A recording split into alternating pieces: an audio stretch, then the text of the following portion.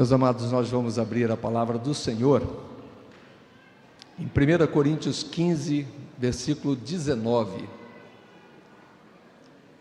Apenas este versículo que também já está projetado, e eu quero convidar a igreja para lermos juntos, haja vista que o próprio texto nos inclui coletivamente.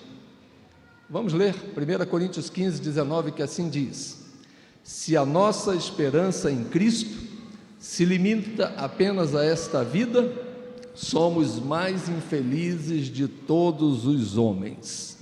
Que Deus aplique esta palavra em nossos corações. Bem sabemos, muitas vezes ouvimos a partir deste púlpito o alerta, a lembrança de que nós vivemos numa sociedade em constante mudança, consumista, que quer tudo no tempo exato, não consegue esperar muitas vezes, haja vista o mundo que vivemos. O que ocorre hoje do outro lado do mundo chega online, em nossos smartphones, em nossas salas, por meio das TVs, e aí nós tomamos conhecimento de tudo imediatamente. As pessoas muitas vezes buscam também, além da pressa, do imediatismo, esperança em diversas fontes.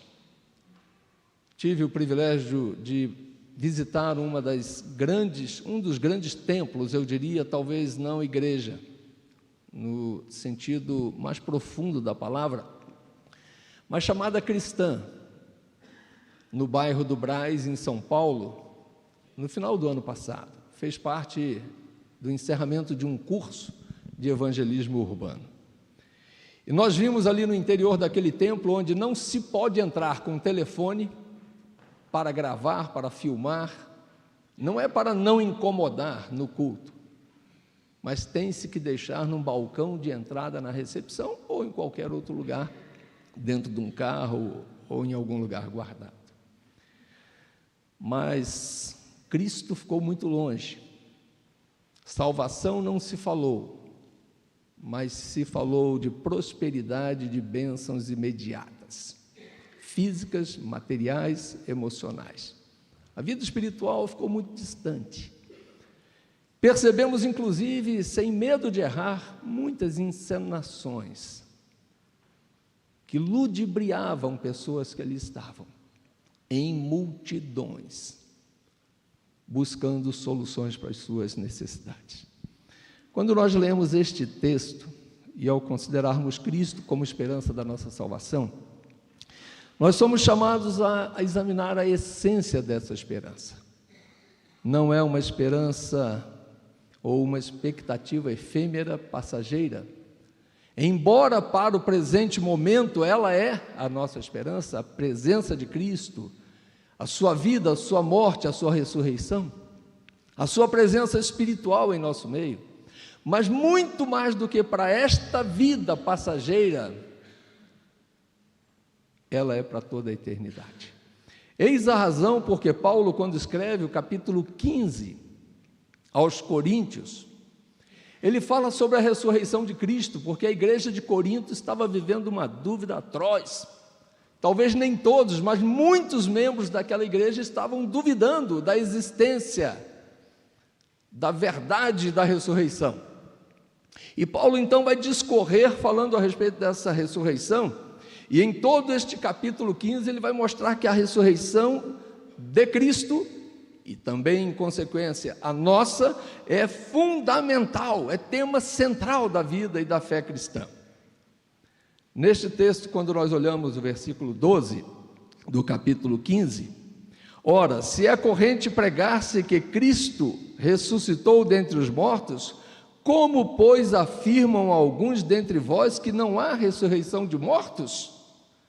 Essa é a pergunta que Paulo faz aos coríntios, aos irmãos da igreja de Corinto, fazendo com que eles pensem no que eles estavam falando, percebendo, sentindo ou defendendo. Versículos 13 e 14 deste texto do capítulo 15, 13 e 14 diz: e se não há salvação de mortos, então Cristo não ressuscitou. E se Cristo não ressuscitou, é vã a nossa pregação, é vã a nossa fé, é vã a participação da ceia do Senhor dentro de alguns minutos. Celebraríamos e lembraríamos de quem?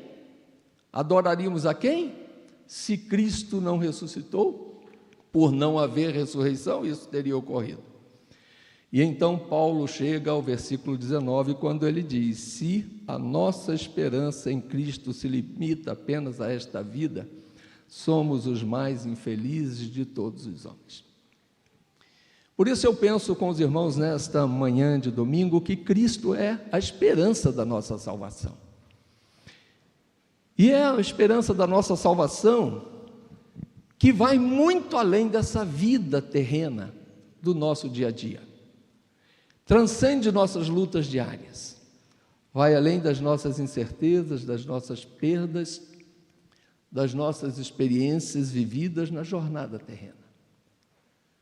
Bem sabemos que a palavra diz que se não fosse o Senhor, na pessoa do Pai, do Filho e do próprio do Espírito Santo, ao nosso lado, o que seria de nós? Israel que o diga. Nós que já vivemos momentos difíceis, perdas. 15 de dezembro do mês passado, perdi minha mãezinha. Se não fosse Cristo ao nosso lado, o que seria de nós? Se não fosse Cristo ao seu lado, em quaisquer situações difíceis, o que seria de nós? Mas, quando nós olhamos que Cristo é a razão, é a esperança da nossa salvação, a Bíblia comprova isso claramente. O próprio apóstolo Paulo, quando escreve a carta aos Romanos, no capítulo 8, verso 18, você pode ver aí na tela e comprovar que a palavra do Senhor diz: porque para mim tenho por certo que os sofrimentos do tempo presente não podem ser comparados com a glória a ser revelada em nós. No mundo temos aflições, mas o Cristo que nós cremos disse: tenham bom ânimo, porque eu venci o mundo, e a partir dele somos mais do que vencedores. Amém, igreja? Não tenha medo de dizer isso, o que quer dizer assim seja. Glória a Deus por isso. Mas ele escreve também aos Coríntios e diz, no capítulo, segunda carta que ele escreve aos Coríntios, no capítulo 4, verso 17 e verso 18, ele diz assim: porque a nossa leve e momentânea tribulação produz para nós eterno peso de glória, acima de toda comparação, não atentando nós nas coisas que se veem, mas naquelas que se não veem, porque as que se veem são temporais, são passageiras, as que se não veem são eternas.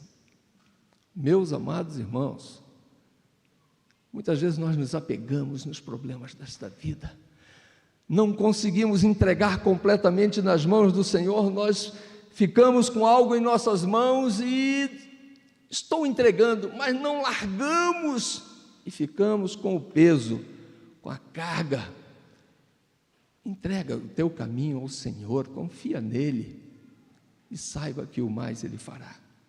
E eis então que o apóstolo Pedro, aquele apóstolo afoito, que inicialmente nega Jesus, quando o galo canta, ele passa por aquele sofrimento ao reconhecer que estava negando. Ele agora é um pastor de ovelhas. Ele vai dizer: bendito Deus e Pai. 1 Pedro 1,3.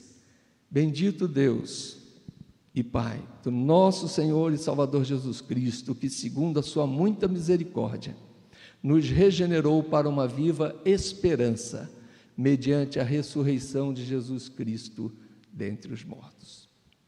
Se não há ressurreição, dizia Paulo aos Coríntios,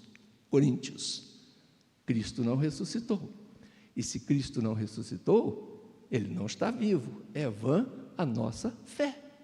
E tudo que estamos fazendo aqui hoje, na presença de Deus, em nome e por meio de Jesus, seria em vão. E por isso a ressurreição de Jesus é a garantia irrefutável da nossa esperança. A vitória sobre a morte não apenas vai trazer Jesus de volta, mas vai validar, ratificar a obra redentora de Jesus Cristo na cruz do Calvário. senão ele seria apenas mais um que morreu. E morreu na cruz, dizendo-se o Salvador, dizendo-se o libertador dos judeus, mas não. A sua ressurreição comprova que ele venceu a morte, e como ele venceu a morte, nós também temos a vida em Cristo. Por isso ele diz que aquele que crê em mim, ainda que esteja morto, viverá. É isso. Isso no sentido físico, na ressurreição. Mas desde já em Cristo somos trazidos da morte para a vida espiritualmente. E então, quando ele escreve: se Cristo não ressuscitou, é vã a nossa fé, e ainda permaneceis nos vossos pecados, Paulo, no versículo 20 deste mesmo capítulo 15 e 20, ele vai dizer: mas de fato, não tem discussão, Cristo ressuscitou dentre os mortos, sendo ele as primícias dos que dormem. Paulo usava de um eufemismo para amenizar a dor, quando a gente chega ao lado de alguém que está morto, e a gente diz: parece que está dormindo. Parece, mas está morto. E quando ele diz que Jesus é a primícia dos que dormem, é daqueles que estão mortos. Jesus ressuscitou primeiro para que pudesse garantir a cada um de nós a certeza, a convicção da ressurreição. Então, se para alguns a morte é o fim, para aquele que crê é o início da vida abundante e eterna ao lado do Senhor. Eis porque a base da nossa esperança está nesta obra redentora de Cristo. Eis porque nós sabemos que Romanos 5,8 diz: Deus prova o seu próprio amor para conosco pelo fato de ter Cristo morrido por nós, sendo nós ainda pecadores. Não é porque éramos bonzinhos, pelo contrário, era porque nós éramos mauzinhos. Não era porque nós éramos santos, é porque nós éramos pecadores. Por isso ele deu a sua vida, para nos fazer bons em Cristo, nos fazer santos em Cristo, e uma vez convertidos por ele, agora ele nos propõe: andai segundo a palavra, buscando a santificação, sem a qual ninguém verá a Deus. Então Paulo, ele prossegue em suas cartas, e aos Efésios 1, verso 7, ele vai dizer: em quem temos a redenção pelo seu sangue, a remissão dos pecados, segundo a riqueza da sua graça. Na ceia, que vamos participar daqui a pouco, temos o cálice, que representam para nós o corpo de Cristo no elemento pão, e o sangue de Cristo no elemento suco da uva.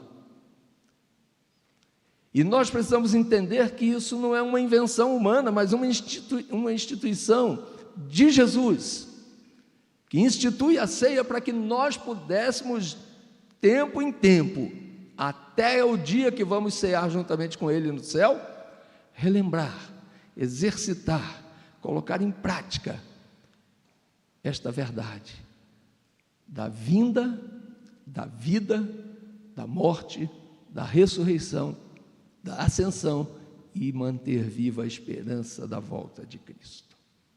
Então Pedro, inspirado pelo Espírito Santo, ele dá um show de explicação quando ele escreve em 1 Pedro 1, versos 18 e 19, sabendo que não foi mediante coisas corruptíveis, como prata ou ouro, que fostes resgatados do vosso fútil procedimento, que vossos pais vos legaram, mas pelo precioso sangue, como de cordeiro, sem defeito e sem mácula, o sangue de Jesus Cristo. Meus irmãos, nós não temos dúvida nenhuma que Jesus Cristo é a garantia, a certeza, a esperança da nossa salvação. E por isso nós somos convidados nesta manhã, quando estamos nos preparando, desde o início do culto, e eu penso que desde a hora que nós saímos de casa, sabendo que hoje é o dia da ceia do Senhor, devemos manter viva a esperança de que temos vida muito além do sol, muito além do sol. Nós temos perdido esta convicção até no meio musical evangélico, gospel.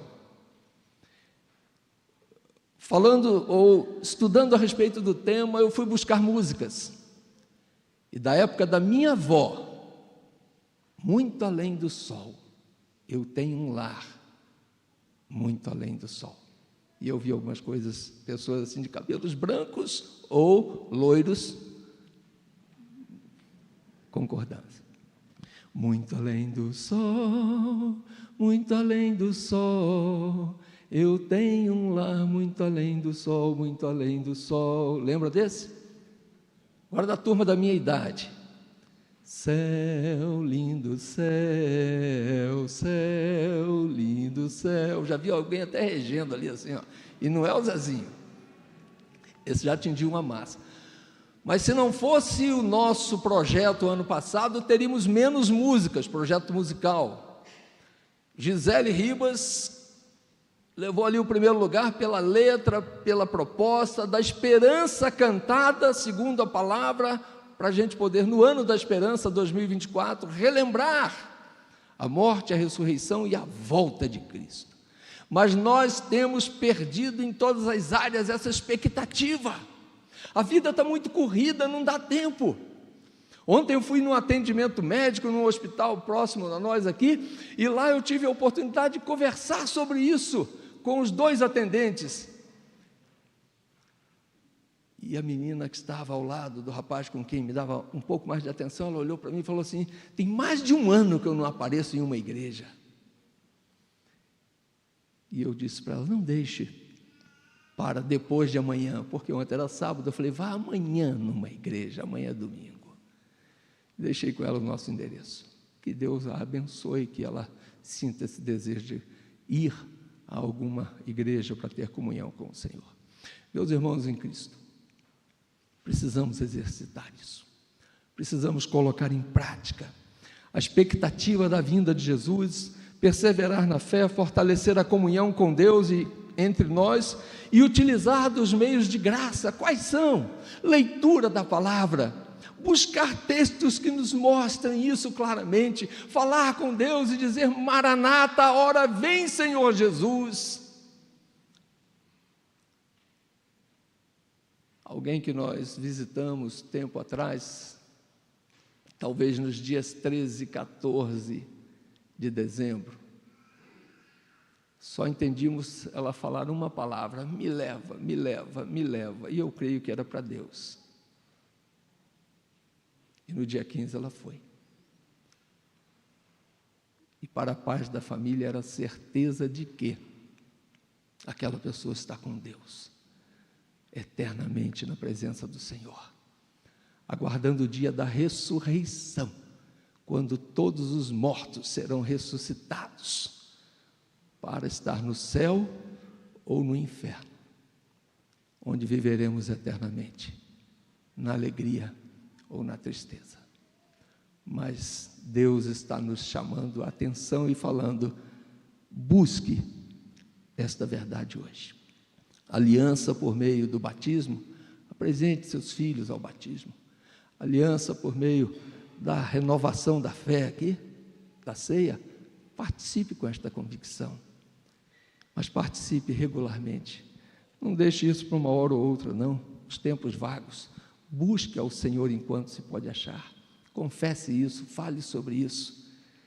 Pregue isto, porque o dia vem e não tarda. Que Deus nos abençoe e que nós possamos sair daqui com a mesma convicção que Paulo escreve aos Romanos, capítulo 15, 13.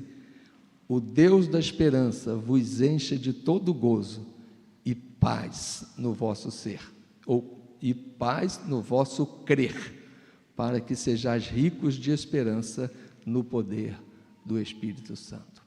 Amém? Que assim seja, querido.